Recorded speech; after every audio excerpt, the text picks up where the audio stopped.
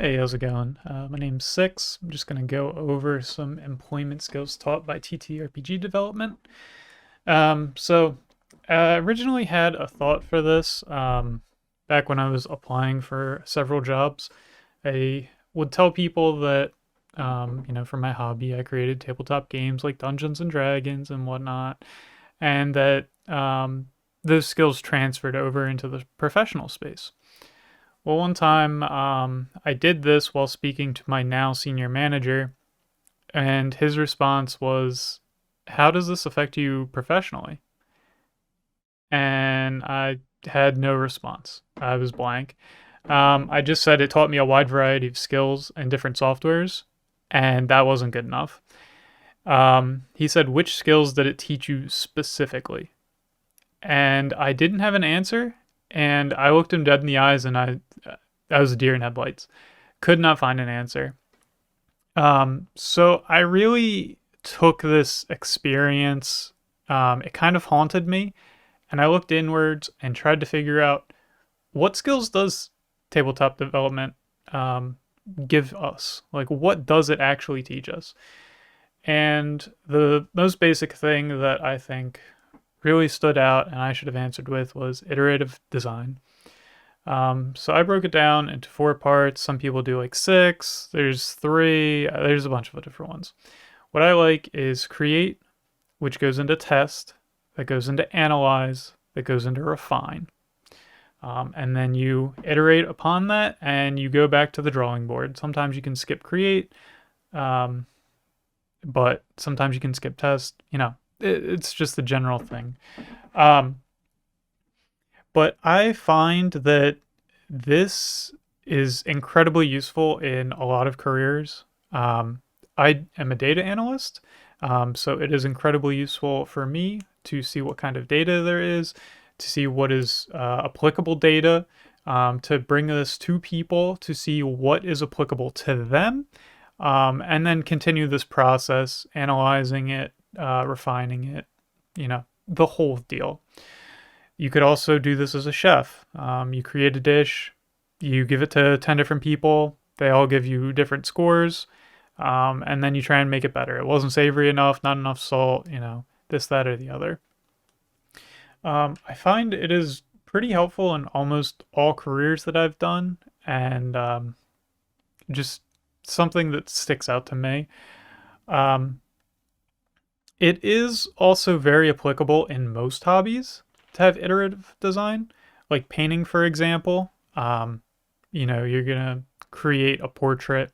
You create it, you see what works and what doesn't. You kind of look inward and see what you need to change.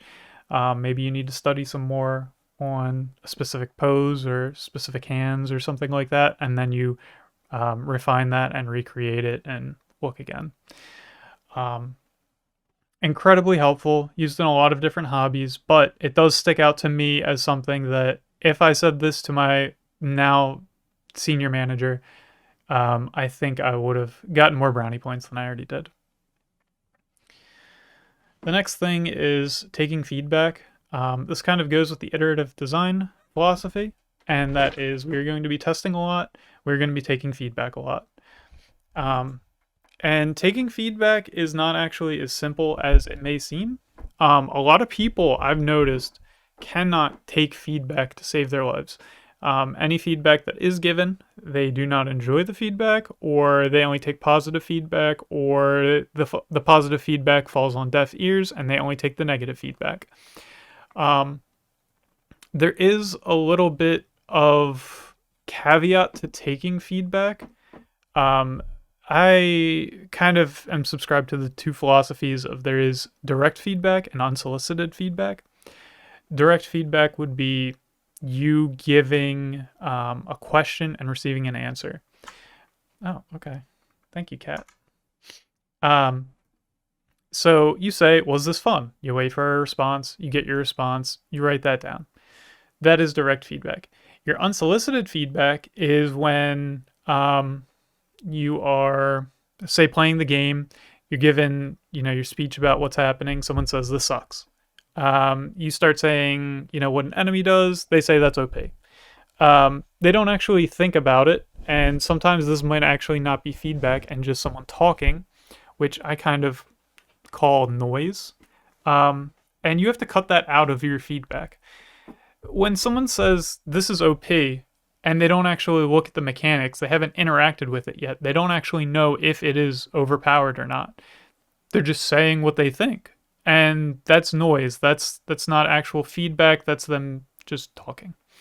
Um, and so we have to look at the unsolicited feedback. We have to look at the noise. We have to think about, is this actual feedback? Does this actually matter? Or is this just them talking and we can move on with our lives? So both of these are incredibly useful.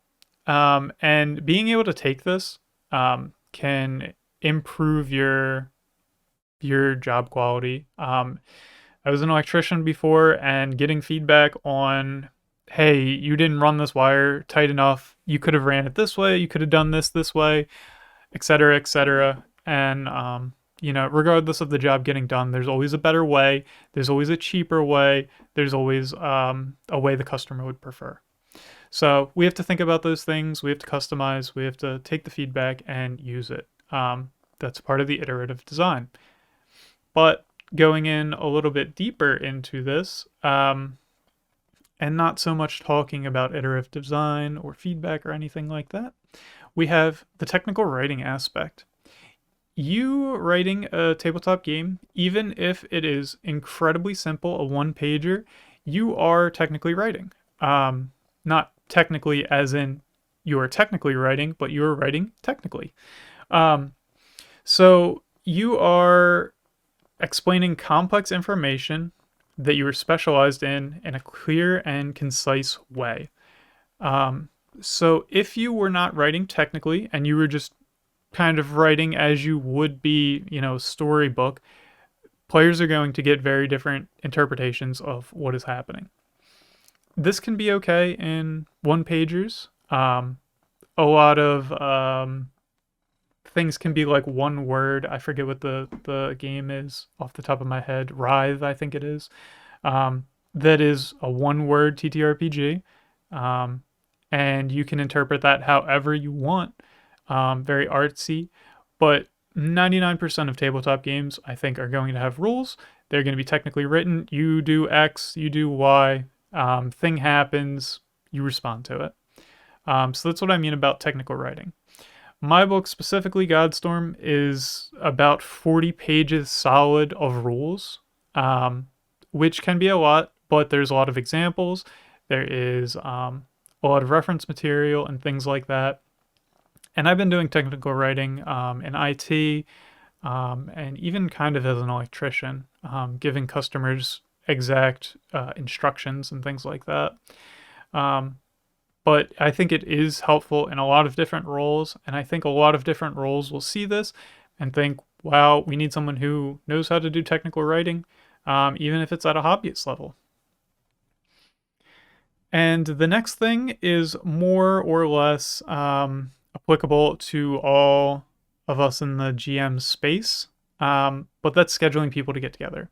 And God, is it a pain? And this scheduling people to get to work together doesn't actually sound like a skill, but speaking to people, interacting with them, getting them to on the same page you are, letting them know what you think, having a bunch of different schedules, this is a skill. And I think a lot of companies would enjoy someone that is good at scheduling. And it comes second nature to a lot of us, but it can be difficult for some people to kind of get everyone on the same page, or when to schedule them and when not to schedule them. A little quick one, just kind of think that it's useful. I probably wouldn't throw this out there unless your job really depends on scheduling people, like if you were a manager or something, would be useful. But it's a helpful skill, I think. So the next one I want to talk about is a little bit more in the technical world. And I would only use this if you think that the employer would know about it. So what it is understanding end user logic. And it's a very technical word, but end user is the person who ultimately uses or is intended to ultimately use a product. So creating Microsoft Word, you're going to distribute it. You think that people in offices are going to use that. Your intended audience is the person in the office. That's who you think is going to be your end user. Um, Now, logic is the study of correct reasoning. It includes both formal and informal logic. Won't touch on that too much, but basically, when the end user is using something, we want it to be intuitive. When you click on a Word document, say you click between the L and the O in logic, you want your cursor to be there so you can start typing.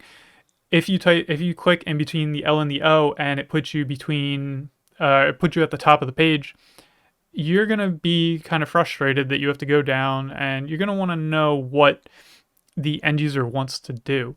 What quick things they want on the right click bar, what control B is going to be used for. You want that to be not italicized, you want it to be bold because B for bold. You want it to be thinking about the end user. And we do this all the time in tabletop development. You are thinking about your players. You are thinking about the next GM that isn't going to be you that's running this game. You are thinking about someone that is not yourself. And doing this at your job is likely important. So at my job, I work for a cable company. And because of this, I need to understand what the end user is going to do. So we have an error code that is a sudden reboot of a system. So what this means is that the end user is deciding to, for whatever reason, unplug the system, wait a little bit, and plug it back in. So the typical IT brain thing is when something doesn't work, we restart it. That is the classic, did you try restarting it yet? And that is the end user logic. If it doesn't work, restart it. And if it doesn't work after that, try a few more steps and then call whoever. But the main thing is that restart fixes a lot of issues, but it also shows that there is issues. So if 4% of the population do that once a day, then we know that there is an issue, probably with about 3.5% of the population. We can assume that 0.5% or whatever, there's a margin, is accidentally unplugging or the kid's there or something happens. But if it goes from 3% to 7%, it's probably not 4% of the population accidentally unplugging their boxes. Or, on the other hand, if it is like 7%, then maybe 4% of people had their power knocked out for this time and it came back on. So we look at lightning storms, things like that. So understanding this end user logic is incredibly helpful for my job and probably a lot of other roles. I can see a lot of software development using this. Anything where you are creating something, you have a user, you don't interact with them per se, but you want to understand what they are doing. And my last little one is 2 different types of research. So I won't touch on this technically because there is a lot of philosophy around basic research and applied research. And I'm not smart enough to really know. And funnily enough, I haven't researched this enough. So I'm just going to leave those little things there. I got those little definitions. But I want to talk about us gaining or using research to create a game. I'm sure that most people have done this where they have researched other games, they have digested that, they've either taken notes or what have you, and they have created new games with it. So for me, I started out playing, I want to say 4 games or so. And since then, I have read 6 tabletop games and probably played like another 4 of those. So a lot of research, and I have taken what I've liked from those games, whether it be philosophy or literal mechanics or anything like that, and I have kind of meshed them into Godstorm to make it better. And that's what I'm talking about when I'm talking about using research. This isn't 100% applicable to my job, but I'm sure it would be applicable to a lot of things where you have to read something technical, take from it, and use it in yours. Um, so that's pretty much it from me. I think that tabletop um, games in general are a wealth of skills that once we analyze what these skills are, we can use these to become more professional in the workplace, land ourselves jobs, land ourselves promotions, um, and kind of think about it that way.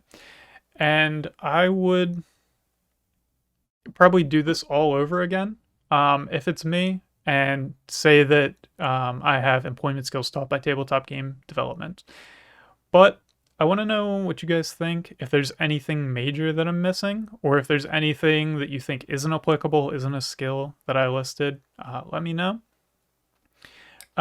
So I have a game called Godstorm that I mentioned a few times, and that will enter alpha soonish. I'm going to Korea, and after I get back, hopefully it will be completed and I can publish it for the public alpha. The public alpha is going to include full combat rules for levels 1 through 3, which is about 3 months' time. And if you want to play more than that, I can easily adopt the rules for higher levels. I'm looking for GMs to play separately from me with their own groups, like full on testing away from me, just so I can know what to improve on.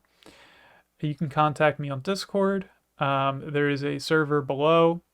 There is my Blue Sky link if you want to get in touch with me there. It's mostly complaining. And this blog post that I writ up is better information than what I was speaking about here, in my opinion. But I will leave that below, and if you want to kind of dive into it a little bit more, I think that it will be helpful. All right, that's it for me. I will catch you all later. Bye-bye.